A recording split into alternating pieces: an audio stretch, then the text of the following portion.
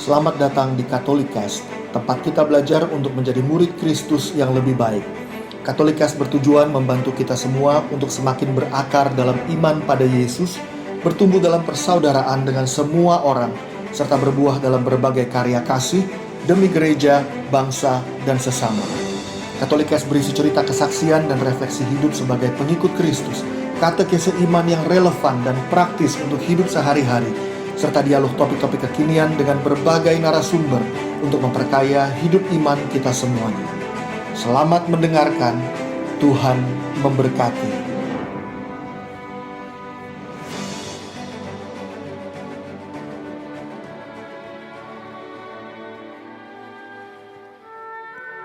Kita bertemu lagi teman-teman semuanya. Kali ini dalam refleksi untuk bacaan hari Minggu 11 April 2021 yang adalah hari Minggu Paskah kedua dan sekaligus kita merayakan pesta kerahiman ilahi. Saya akan bacakan bacaan-bacaannya. Bacaan pertama diambil dari Kisah Para Rasul bab 4 ayat 32 hingga 35. Kumpulan orang yang telah percaya akan Yesus sehati dan sejiwa, dan tidak seorang pun yang berkata bahwa sesuatu dari kepunyaannya adalah miliknya sendiri, tetapi segala sesuatu adalah kepunyaan mereka bersama. Dan dengan kuasa yang besar, rasul-rasul memberi kesaksian tentang kebangkitan Tuhan Yesus, dan mereka semua hidup dalam kasih karunia yang berlimpah-limpah.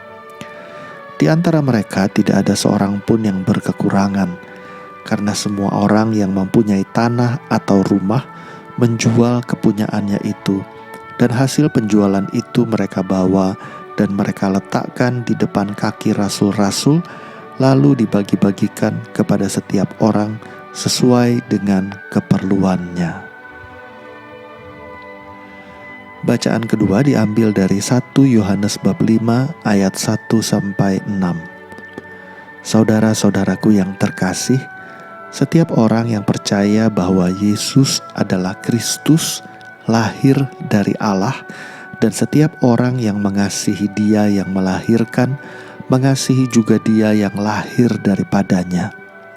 Inilah tandanya bahwa kita mengasihi anak-anak Allah, yaitu apabila kita mengasihi Allah serta melakukan perintah-perintah-Nya. Sebab inilah kasih kepada Allah, yaitu bahwa kita menuruti perintah-perintah-Nya. Dan perintah-perintah-Nya itu tidak berat, sebab semua yang lahir dari Allah mengalahkan dunia. Dan inilah kemenangan yang mengalahkan dunia, yakni iman kita. Tidak ada orang yang mengalahkan dunia selain dia yang percaya bahwa Yesus adalah anak Allah. Dia inilah yang telah datang dengan air dan darah, yaitu Yesus Kristus. Bukan saja dengan air, tetapi dengan air dan dengan darah. Dan rohlah yang memberi kesaksian, karena roh adalah kebenaran. Bacaan Injil diambil dari Yohanes bab 20 ayat 19 hingga 31.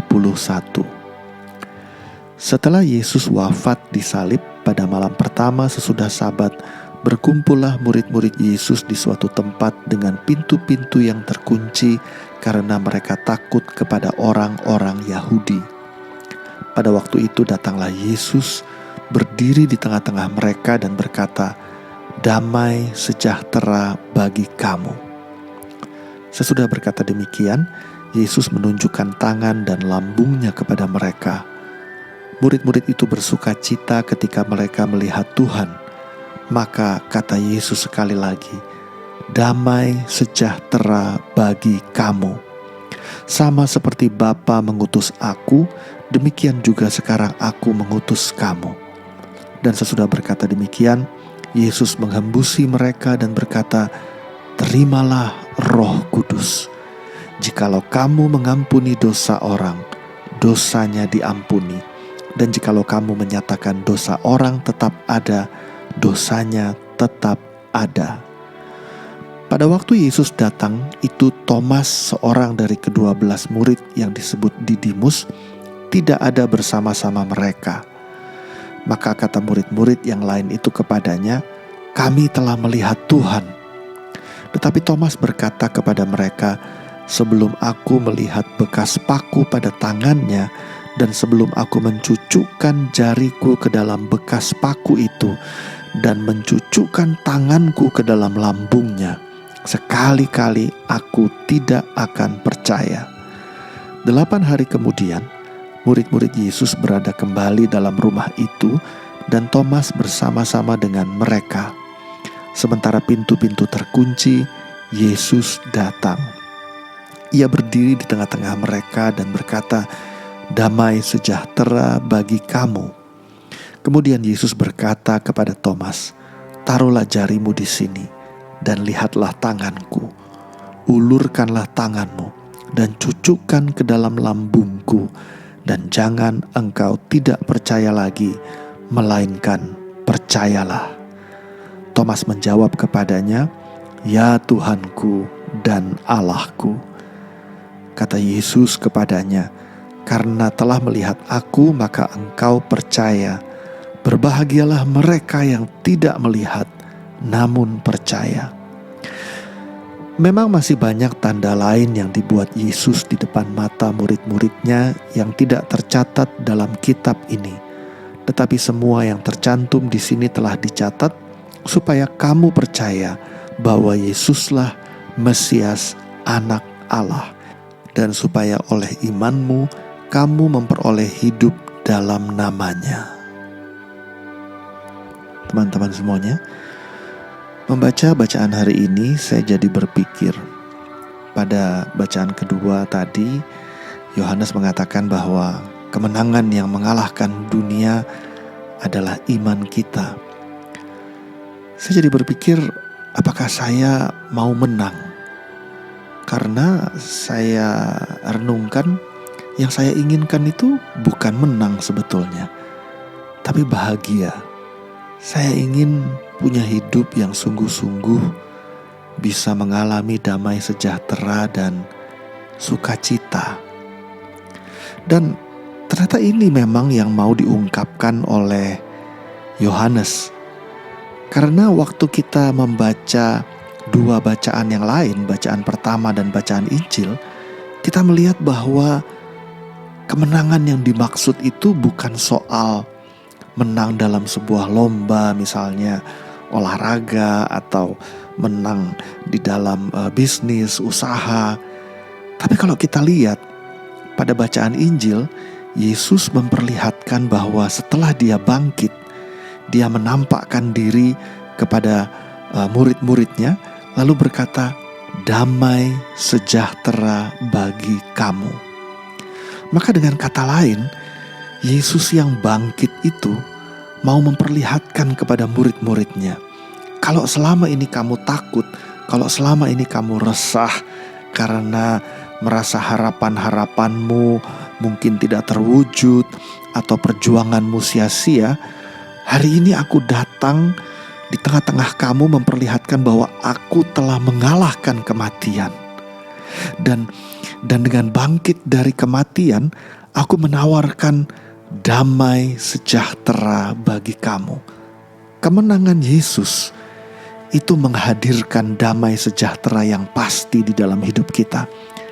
Karena kebangkitan Yesus memperlihatkan bahwa dia bukan hanya manusia, nabi atau guru, tapi dia adalah Tuhan. Dan kalau Tuhan sendiri yang memberikan damai sejahtera kepada kita, siapa yang bisa mengambil apa yang Tuhan berikan kepada kita? Maka lebih jauh lagi, Yesus kemudian juga memberikan kuasa kepada mereka untuk mengampuni dosa orang. Dengan kata lain, damai sejahtera itu disertai dengan kasih yang berlimpah-limpah.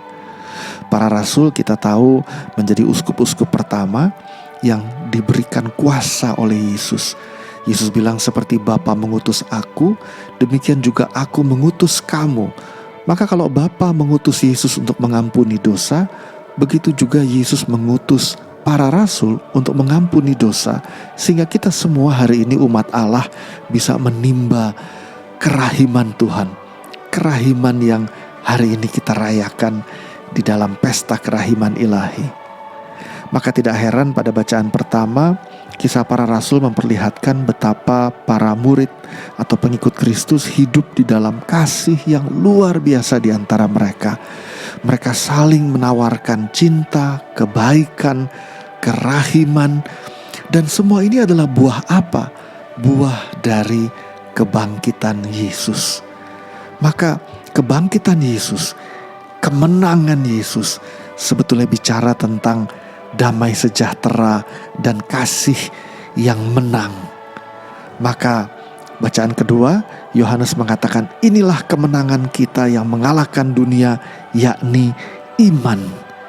Hari ini teman-teman semuanya, kita kalau percaya pada Yesus sungguh yang bangkit, yang sungguh-sungguh mengalahkan maut, artinya kita beriman pada Yesus yang adalah Tuhan.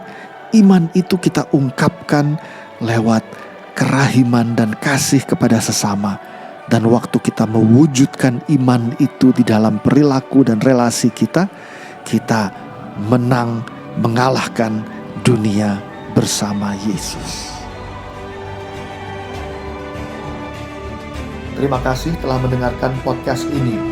Jangan lupa untuk berbagi Katolikast kepada para sahabat dan kenalan kita, supaya semakin banyak orang mengenal kabar gembira Tuhan Yesus dan mengalami kasih-Nya yang memulihkan, menguatkan, dan memberkati.